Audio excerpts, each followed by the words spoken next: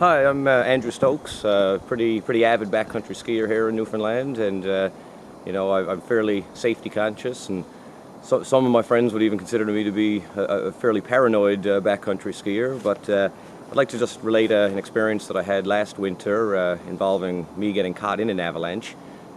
Basically, what had happened was we were going into Southwest Gulch, and we looked up, and there was three skidoers high marking on a slope. It was a southeast facing slope, and they were high marking, and all together probably had 3 to 5 meters between the sleds, and it led me and my partner to have a lot of confidence in the slope.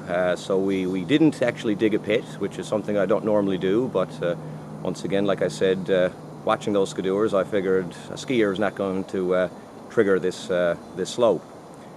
So after that, we did skin up, and we didn't actually ski that slope. We skied a slightly different slope. It was a much more, well, not much more, but it was an east-facing slope as opposed to a southeast-facing slope. And once we dropped in, we realized that the snow was definitely a little bit different than what the skidoers had been on. It started off extremely icy, and then about a third of the way down hit a lot of wind-packed wind slab. At this point, it was a steep enough slope that there was no way I could climb out without climbing gear, to be honest. So I was hoping that as I dropped down and into the snow, that it would hold. And my worst fears was realized, and as soon as I made a turn into it, everything started to move. And it was a strange sensation, because as the slab went, it was all together, and I just completely lost my balance, even though it didn't seem like there was much movement. Within seconds, the slab disintegrated, and I fell through it and tumbled down this gully with a lot of snow coming with me.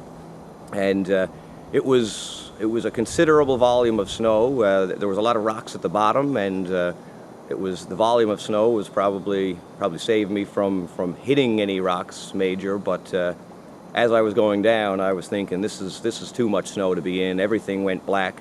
It was the only way I can relate it would be to if you were put in a washing machine or something like that. It was very, very violent.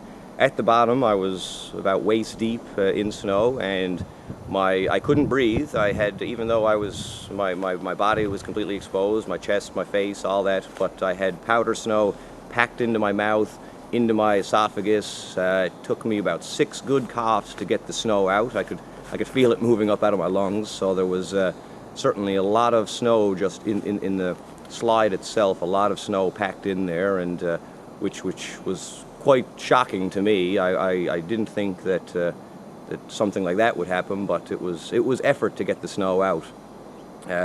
In retrospect, I think the biggest take-home message would be that any indications of stability, be it looking at something like the snowmobilers, I'm sure if we had skied the line that the snowmobilers were on, I still feel that it would have been okay.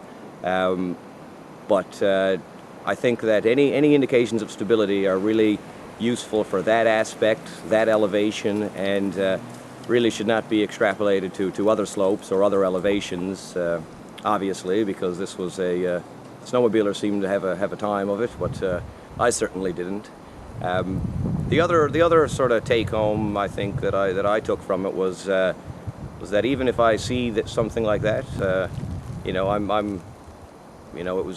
felt like it was a mistake not to have dug a pit that day, because maybe I would have seen some sort of instabilities. But the biggest thing, I think, is the fact that I used evidence on one aspect and related that to another aspect, which was completely wrong, and the snow was just ready to go, and as soon as I touched it, it went. So avalanches do happen out here, and it's good to, you really need to be aware of the slopes you're on and the conditions of those slopes while you're on them.